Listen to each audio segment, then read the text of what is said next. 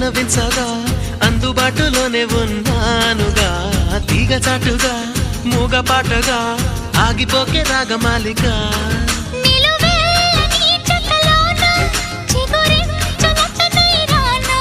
కొనగోటి కొంటె నానా